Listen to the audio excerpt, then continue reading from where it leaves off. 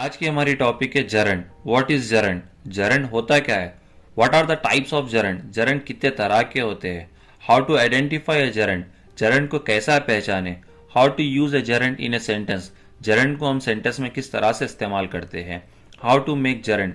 जरंड को कैसा बनाते हैं? वर्ब को जरंड कैसा बनाए और जरंड को वर्ब कैसा बनाए? What is the difference between gerund and present participle form? Gerund और प्रेजेंट पार्टिसिपल फॉर्म में क्या डिफरेंस है? What is the difference between gerund and infinitive? Gerund और इन्फिनेटिव में क्या फर्क है? What is the difference between infinitive and bare infinitive? Infinitive में और बेर इन्फिनेटिव में क्या फर्क होता है? और वीडियो के एंड में मैं बताऊंगा एक सेंटेंस को आप तीन तरह से इंग्लिश में कैसा कह सकते हैं, जिसमें आप जरंड का भी इस्तेमाल कर सकते हैं, इन्फिनेटिव का भी इस्तेमाल कर सकते हैं और टेंस का भी इस्तेमाल कर सकते हैं। तो ये तीन तरह से आप कह सकते हैं और तीनों के मीनिंग एक ही रहेगा। तो ये यूनिक स्ट्रक्चर है, आप लास्ट तक देखिए जब आपको समझ में आएगा। Without wasting your time, let's get started. Hello friend, this is Abdul Aziz Bawazir and you are watching learn English with Bawazir. दोस्तों, वीडियो स्टार्ट करने से पहले आपसे एक छोटी सी रिक्वेस्ट है। अगर आप अभी तक हमारे यूट्यूब चैनल को सब्सक्राइब नहीं कर चुके हैं तो प्लीज इसे सब्सक्राइब कर लीजिए, और ऑलरेडी आप इसको सब्सक्राइब कर चुके हैं तो प्लीज इसे ज्यादा से ज्यादा शेयर कीजिए। तो पहला हमारा क्वेश्चन है, व्हाट इज जरंड? जरंड है क्या? Gerund is the ING form of a verb that function as a noun. ये कैसा रहेगा? वर्ब प्लस आईएनजी रहेगा और कैसा काम करेगा? फंक्शन कैसा करेंगे? नाउन के जैसा फंक्शंस करेगा। एग्जाम्पल के तौर पे देखिए, learn plus ING learning, play plus ING playing, read plus ING reading, write plus ING writing.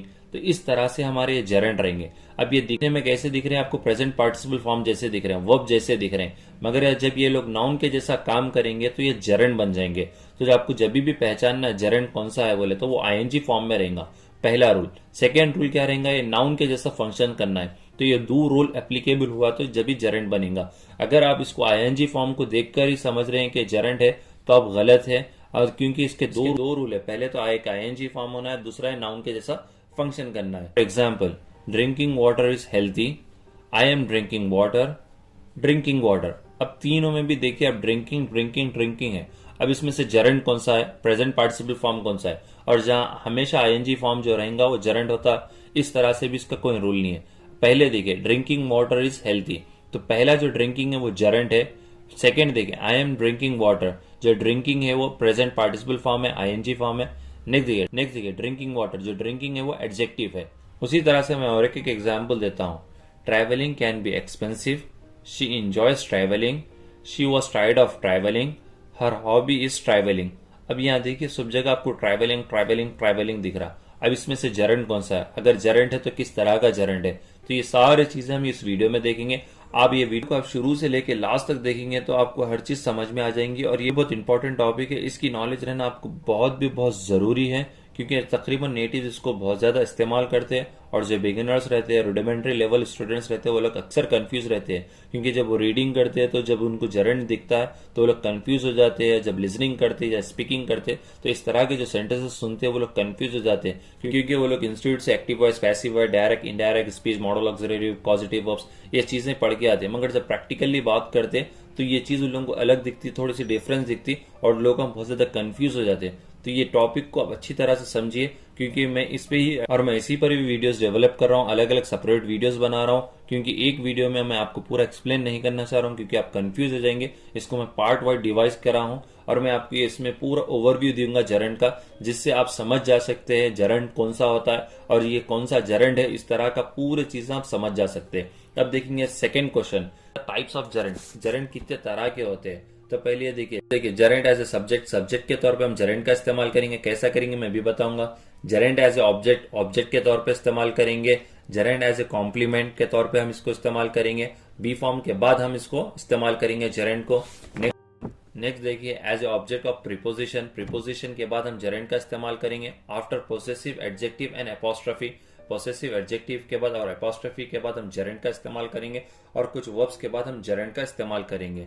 अब पहले देखते हैं हम जरंड एज ए सब्जेक्ट क्या होता है। अक्सर इसका ट्रांसलेशन जो रहता है ना, नी, ने में निकलता है, जैसा कि खेलना अच्छी आदत है, गालियां देना बुरी बात है। तो ये ना, ने, नी में निकलता है। अक्सर जो हिंदी मीडियम के स्टूडेंट्स रहते हैं वो लोग अक्सर ट्रांसलेशन पे ज्यादा फोकस करते हैं, और जो इंग्लिश मीडियम के स्टूडेंट रहते हैं वो सिचुएशंस पे ज्यादा फोकस करते हैं। तो जो हिंदी मीडियम के है और जो बिगिनर्स है, मैं उन लोगों के लिए बता रहा हूँ ट्रांसलेशन, आप ज्यादा ट्रांसलेशन पे फोकस मत करिए।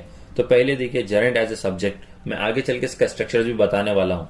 तो पहले देखिए जेरेंट एज ए सब्जेक्ट, लिखना अच्छी आदत है, writing is a good habit. तो राइट के साथ हम आईएनजी का इस्तेमाल करें राइटिंग, तो इसके दो रूल एप्लीकेबल हुए। देखिए पहले तो आईएनजी फॉर्म में जेरेंट बना, और दूसरा क्या हुआ, नाउन के जैसा हम इस्तेमाल करें, writing is a good habit. तो ये राइटिंग जो बना हमारा सब्जेक्ट बना। नेक्स्ट एग्जाम्पल देखिए, स्मोकिंग इज हार्मफुल, तो स्मोक के साथ हम आईएनजी ऐड करें, स्मोकिंग इज हार्मफुल, तो स्मोकिंग हमारा क्या बना, सब्जेक्ट बना। नेक्स्ट देखिए एग्जाम्पल देखिए, पढ़ना बहुत जरूरी है स्टूडेंट्स के लिए, reading is very important for student. तो रीडिंग को यहाँ देखिए हम सब्जेक्ट के तौर पे इस्तेमाल करें, read plus ING, reading is very important for student. तो मैं इसको किस तरह का स्ट्रक्चर रहता है मैं आगे भी आपको बताऊंगा अभी। उसके बाद एग्जाम्पल देखिए, downloading videos takes too much time, तो यहाँ देखिए डाउनलोडिंग हमारा क्या बना है, सब्जेक्ट बना, इसके साथ हम आईएनजी ऐड करें। नेक्स्ट एग्जाम्पल देखिए, swimming is a good exercise, तो हमारा स्विमिंग क्या बना, जेरेंट बना, हम सब्जेक्ट के तौर पे इस्तेमाल करें। तो उम्मीद करता हूँ जेरेंट एज ए सब्जेक्ट कैसा इस्तेमाल करते हैं आपको समझ आ चुका होगा। पहले हम क्या इस्तेमाल करेंगे, जेरेंट को इस्तेमाल करेंगे, आईएनजी वर्ब प्लस आईएनजी को ऐड करके हम बताएंगे। अब नेक्स्ट देखेंगे इसका सेकेंड यूज क्या है, gerund as an object, object के तौर पे इसको कैसा इस्तेमाल कर सकते हैं। जैसा कि आई लाइक टीचिंग, मुझे टीचिंग करना पसंद है, तो लास्ट में देखिए टीचिंग जो बना ये हमारा ऑब्जेक्ट बना, मैं पढ़ा रहा हूं नहीं, मुझे पढ़ाना पसंद है। उसी तरह से शी लव्स ट्रैवलिंग, उसे ट्रैवलिंग करना पसंद है, वो ट्रैवलिंग कर रही नहीं, ट्रैवलिंग करना पसंद है। तो इस तरह का हम जेरेंट एज ऑब्जेक्ट का इस्तेमाल करते हैं। इसके बाद देखेंगे gerund as an complement, complement मतलब आप खूबसूरत हैं, ये कॉम्प्लीमेंट है। तो इस तरह से भी हम जेरेंट का इस्तेमाल करते हैं। और हमेशा इसके बाद क्या रहेंगे, be form, am is are रहेंगे, वाज वर रहेंगे, उसके बाद आईएनजी फॉर्म इस्तेमाल करेंगे। जैसा कि माई हॉबी इज टीचिंग, मेरी हॉबी क्या है, टीचिंग करना, तो ये देखिए इज रहेगा, उसके बाद हम जेरेंट का इस्तेमाल करें, तो ये पढ़ा रहा हूं नहीं है, पढ़ाना। तो लोग यहाँ कंफ्यूज होते हैं, एम इज आर के बाद आईएनजी देखते कि अक्सर लोग यहाँ कंफ्यूज हो जाते हैं और इसको प्रेजेंट कंटिन्यूस टेंस समझने लगते हैं, मगर ये गलत है। यहाँ देखिए जस्ट हम क्या बता रहे हैं, एक एक्शन बता रहे हैं, माई हॉबी इज टीचिंग, मेरी आदत क्या है, पढ़ाना है, मैं पढ़ा रहा हूं नहीं है।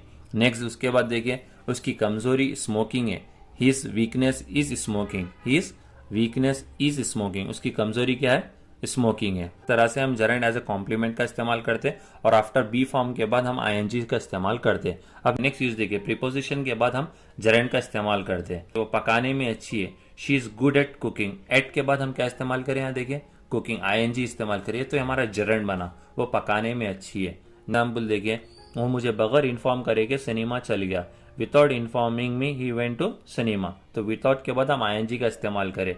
नेक्स्ट एग्जाम्पल देखिए, मैं आपको नहीं रोक रहा हूं वहां जाने से, I am not stopping you from going there, तो यहाँ देखिए फ्रॉम के बाद हम आईएनजी का इस्तेमाल करें, प्रीपोजिशन के बाद हम आईएनजी का इस्तेमाल करें। नेक्स्ट एग्जाम्पल देखिए, I have no interest in teaching, इन जो रहेगा हमारा प्रीपोजिशन रहेगा, उसके बाद हम आईएनजी का इस्तेमाल करें, मुझे टीचिंग में कोई इंटरेस्ट नहीं है, I have no interest in teaching, तो ये प्रीपोजिशन के बाद हम जेरेंट का इस्तेमाल करते हैं।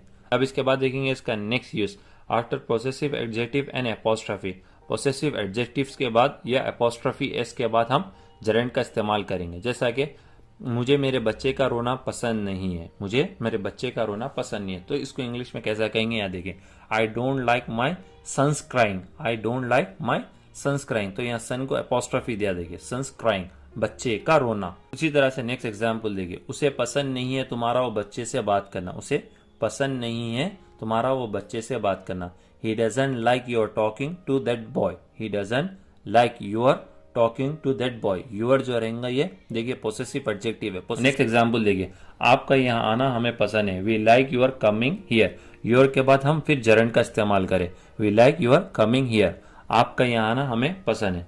अब इसके बाद देखेंगे कुछ वर्ब्स है, इसके बाद हम जेरेंट का इस्तेमाल करते हैं, जैसा कि स्टॉप है, सी है, hear, catch, love, hate, enjoy, lack, use to, object, keep, mind, can't help etcetera. इस तरह के कुछ हमारे वर्ब्स है, इसके बाद हम सीधा जेरेंट का इस्तेमाल करेंगे। हम इस पे अलग अलग सेपरेट वीडियोस बना रहा हूं, उस पर आप देखिए, आप जब आपको और क्लियर समझ में आ जाएगा। दोस्तों मैं उम्मीद करता हूं आपको ये इसके यूजेस भी समझ में आ चुके होंगे, जेरेंट को किस तरह से आप इसको इस्तेमाल कर सकते हैं। अब इसके बाद देखिए Geraint and present participle form में दोनों में क्या फर्क है। जेरेंट नाउन के तौर पे काम करेगा और प्रेजेंट पार्टिसिपल फॉर्म एक्शन के तौर पे काम करेगा।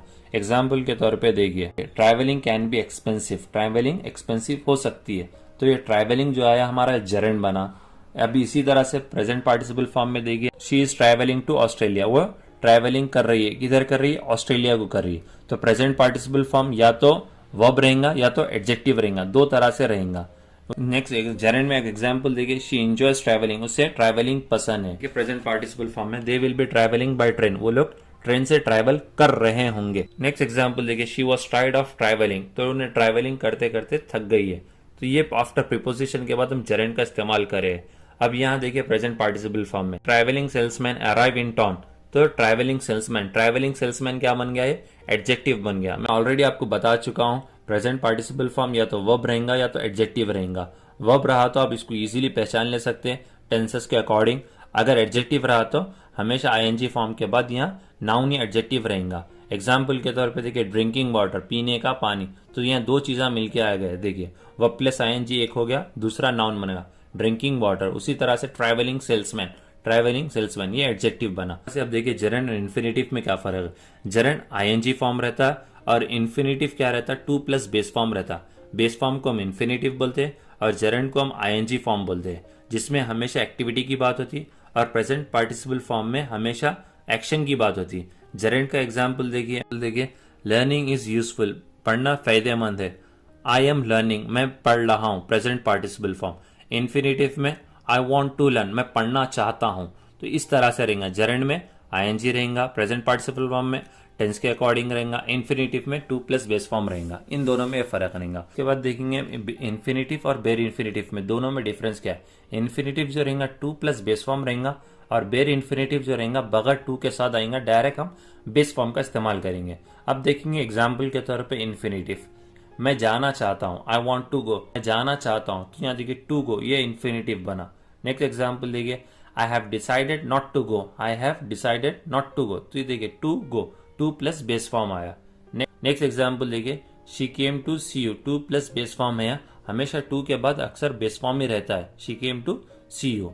नेक्स्ट एग्जाम्पल देखिए, I don't have anything to wear, I don't have anything to wear, to wear है कि क्या बना हमारा, इन्फिनेटिव बना। तो आपको इन्फिनेटिव समझ आ चुका होगा, 2 प्लस जो बेस फॉर्म रहता है वो इन्फिनेटिव रहता है। अब बेर इन्फिनेटिव क्या है, बगैर 2 के साथ हम जिसको इस्तेमाल करते हैं वो बेर इन्फिनेटिव रहते हैं। जैसा कि लेट हिम गो, उसे जाने दो, यू मेड मी क्राई, तुम मुझे रुलाए, तो यहाँ देखिए बगैर 2 के साथ हम इस्तेमाल कर रहे हैं। नेक्स्ट आई विल वेट, मैं इंतजार करूंगा, तो ये क्या है, हमारे बेर इन्फिनेटिव है। कुछ वर्ब्स रहते हैं जो बेर इन्फिनेटिव रहते हैं, जैसा कि फील, हेल्प, लेट, मेक, सी, वॉच, वेट, तो ये हमारे कुछ बेर इन्फिनेटिव रहते हैं। और मॉडल ऑक्सिलरी वर्ब भी है, जैसा कि will, would, shall, should, may, might, can, could, ये भी हमारे बेर इन्फिनिटी है। बगैर आप 2 के साथ डायरेक्ट वर्ब का इस्तेमाल कर सकते हैं। और हमारे कुछ फ्रेजेस भी है, जैसा कि had better, would better, no sooner than, rather than, ये भी हमारे बेर इन्फिनेटिव है। यहाँ पर भी आप बगैर 2 का इस्तेमाल करके डायरेक्ट वर्ब का इस्तेमाल कर सकते हैं, तो ये बेर इन्फिनेटिव रहा। तो दोस्तों मैं उम्मीद करता हूँ यहाँ तक आपको चीज़ें बहुत ज़्यादा क्लियर हो चुकी होंगी।